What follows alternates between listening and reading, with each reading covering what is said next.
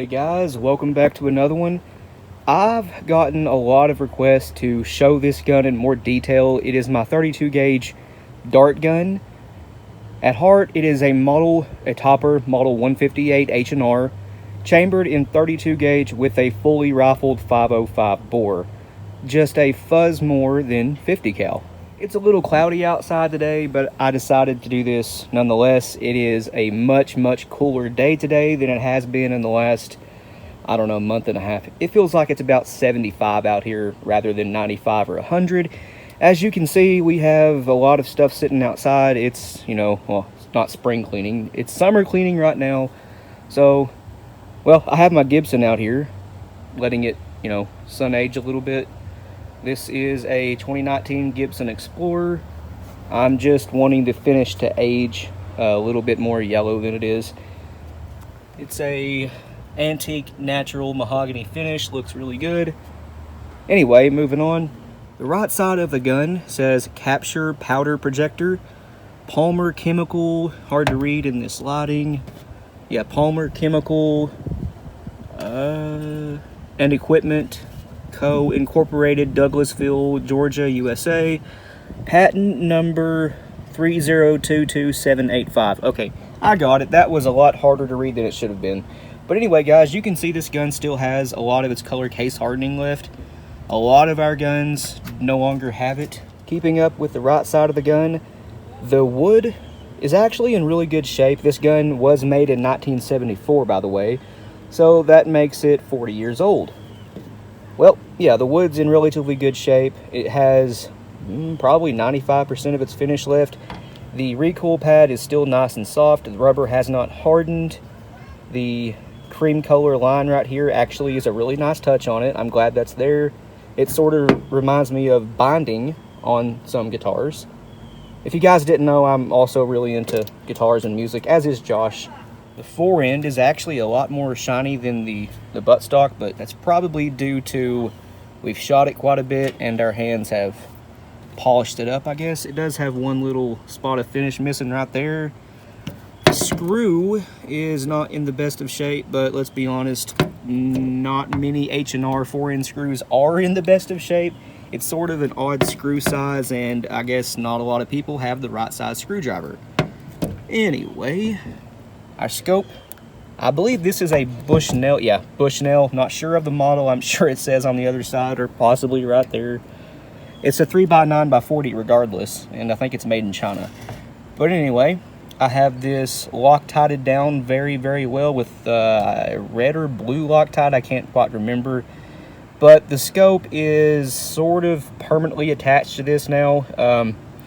It requires some heat to remove it now, so I didn't want it moving. As you guys can see, it was kind of moving under recoil here and there, so I decided to Loctite everything in place. This is a really good scope too. The only thing I don't like about it is the crosshairs, which I can't really show you. They are sort of wide, a lot wider than we have in the Ultra Slug scope, which is unfortunate. You can't get quite a precise point of aim, but it's fine. It's a shotgun. Now the left side of the gun, as you can see, the color case hardening, for whatever reason, is a lot more vibrant than it is on the right side. Manufactured by Harrington and Richardson, Incorporated, patent number 2876576, and the AM serial number that starts with AM dates it to 1974. You can see the barrel says 32 gauge special, and it does have a little bit of surface rust on it. I haven't really bothered to clean off. That was on the gun when I got it. So the left side of the fore end, again, it has one spot of finish missing right here and a little nick right here. Me and Josh have done most of that. There is some finish missing here too. And overall, I mean, again, the wood is in really good shape. This side of the stock shows a little bit more wear and tear, but nothing bad at all. This honestly kind of looks like mahogany. If you pay attention to the wood grain right there, this isn't mahogany, but if we pay close attention to the wood grain and then move over to my Explorer right here, it's very similar. Once again, we have our scope here. And no idea of the model because it's probably underneath this and I cannot read it. But as for the barrel, let me get it over here. The bluing is again 95%, probably actually 90%. The muzzle was a little bit more worn. But overall, this gun is in really, really good shape. I really do not think whoever owned it before me ever shot it much, and if they did, it was probably just a handful of, you know, birdshot rounds factory. For whatever reason, the H&R guns never, at least I've never seen it, have the bottom of the receiver polished. Looks like they just cast the receiver and then polish the sides. I have done a trigger job in this gun. It is about a, I know you're not supposed to dry fire these, but it's about a 3-pound trigger. I can just barely put any pressure on this and it drops. There is absolutely no take up at all. Very, very nice trigger. Whenever I got this gun, it did just have a very small 22 rimfire scope on it. But if you remove the scope, we do just have a front sight bead. That's it. Josh has mentioned this several times, but we really could use a hammer spur on this, or hammer extension, whatever you want to call it, because as you guys can see, the hammer has probably 1 millimeter of clearance underneath the scope. It's very hard to cock this when you're wanting to shoot. It is what it is. We have one somewhere, we just can't find it. The butt of the gun, it just says H&R on it, and again, it's this weird clay brick color. Honestly, looks kind of nice if you ask me, but personally, I think I like black or brown better. Let's have a look at that muzzle. What's that? Something on the table? Yeah. So here's the muzzle. It's kind of marred up. I have no idea what would have caused that, but it doesn't hurt anything. If you look close, you might be able to see some of the rifling in there. Not sure. I can't really see it on my phone screen. Okay, so here's the chamber. It's a little dirty. We were shooting it for fun, and it has some grease on it, but that's okay. The bore is also a little bit dirty. Again, we shot it quite a bit for fun the other day, and I haven't cleaned it just yet.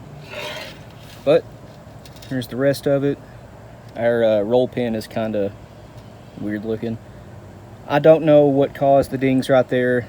That was there when I got the gun, but the rest of it is just marks from its wear from using the gun. 32 gauge special. Other side of it looks, well, pretty much the same. The underside of the lug looks pretty good. I've tried taking care of this gun the best I can because these are somewhat rare. I probably see 10, 15 of them a year pop up. They're not that uncommon, but they are rarer than, you know, finding a 12 or 20 or anything like that. The screw lug looks totally normal, nothing weird to see there. Some of you may have noticed that I am missing one of the screws for the scope mounts, but doesn't seem to matter. This has been on here for over a year and hasn't moved an inch. Here's a view down the barrel the best I can get it. You can see this gun, once again, is fully rifled. And again, it's a little dirty. By the way, this gun does just have an extractor, not an ejector, so if you end up getting one of these and you're wondering why your shells aren't kicking out, it's because it's just an extractor if you guys have never seen one. Moving on to the receiver, well, let me get it in better lighting over here. You can see the breech face is a little dirty. I've cleaned it off the best I could, but it could stand to use maybe a wire brush to clean that up better.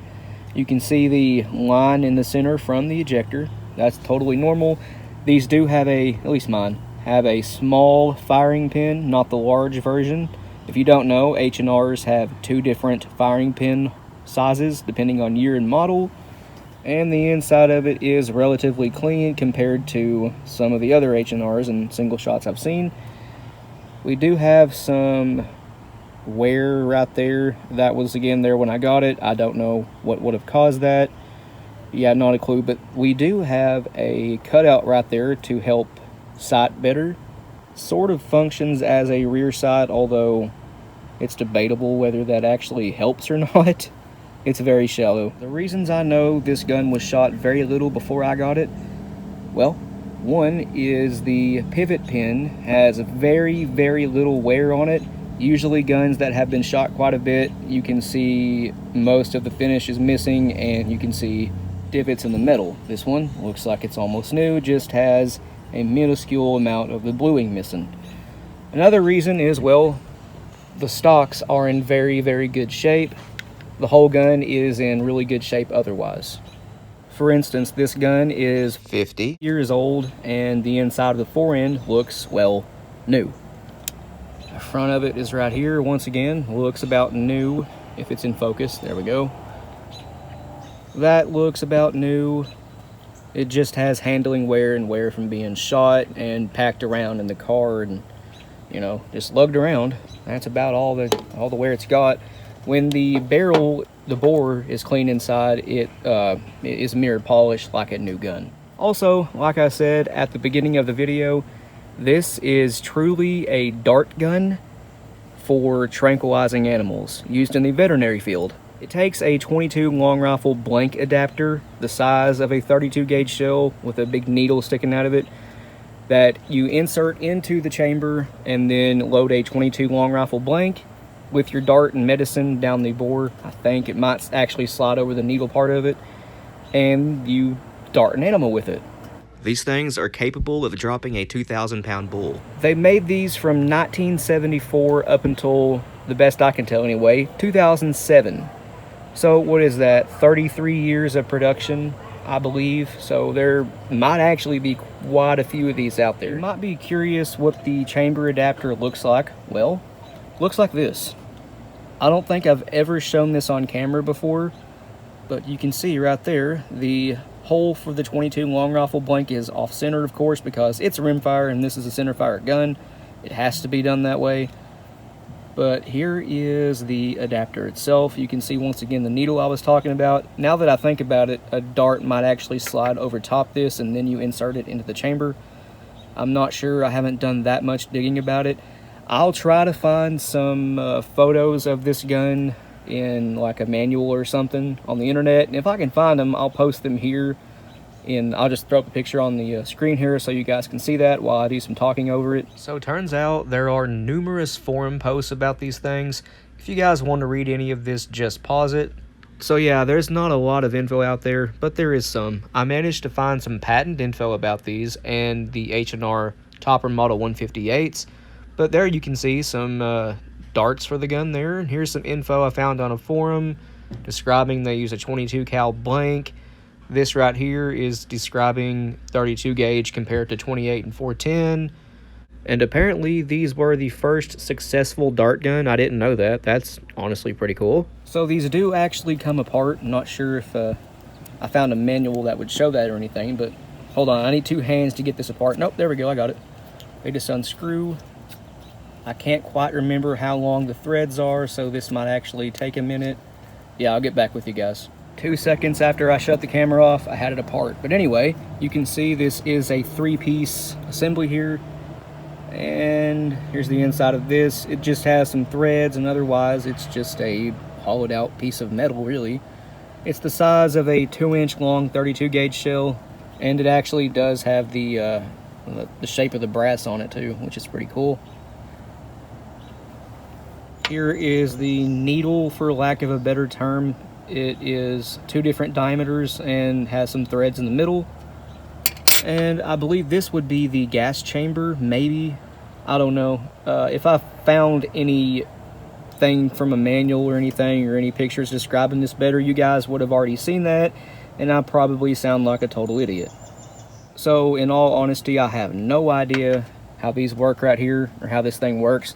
We have used it to launch stuff like cat food, steel wool, marbles, what else? Spent primers, just random trash up in the air with this gun, and it's quite fun. And here's what that looks like assembled into the gun. You can see the 22 shell would be blank, off center. Again, it needs to be that way because this is a center fire gun and 22s are rimfire. So this thing actually has the tightest lockup out of any of my H&R guns or NEF. It's so tight, in fact, that if you don't close it hard, when you shoot it, the barrel will crack open on you. It'll unlock itself. You guys have seen that happen to Josh many times on camera, and once to myself in a very old video. One really cool thing that we've done with this gun is sort of made a poor man's 5090, if you want to call it that. So yeah, these are Magtech brass hulls, 2.5 inch, and they do have a large pistol primer pocket, as you guys can see there. This one has not been loaded and shot. So these things are awesome, although the problem with them, sorry if that's out of focus, is the case walls are very, very thin, so you actually need the next gauge size up component to be able to load these. If you use the plastic 32 gauge wads in here, they fall right out when you turn it upside down. Another problem with these is, well, for this gun anyway, they are a little bit tight in the chamber. You can get them in and close it just fine. But when you shoot them, they 50-50, actually probably more like 75-25, don't come out of the chamber. 25% of the time they don't. So you do have to anneal and size them. This is what they look like after being annealed and sized. I have not bothered to polish this up, and it has been fired once. Actually, sometimes whenever you insert these into the chamber of that gun and close it up, they stick. So that's not very good. So again, you do have to, at least for my gun, anneal and size your brass. Now, a cool thing we've done with these is taken a 52 cal Hornady Great Plains bullet and wrapped it with a couple layers of masking tape. Yes, those are 52 cal, we're close to it anyway, but these have a slightly larger than 53 cal internal diameter, and well, you have to wrap the Hornady bullets with masking tape or anything else, a paper patch, whatever you have, to make it fit. But we did load it with black powder and nitro cards, things like that, some fiber cushion, and it looked like a really large bore rifle cartridge. If I can find a picture of one, I'll toss it up here. They honestly did look really cool. Couldn't find the picture I wanted to show you, but imagine this with the bullet just a little bit longer and made out of soft lead, not hard cast.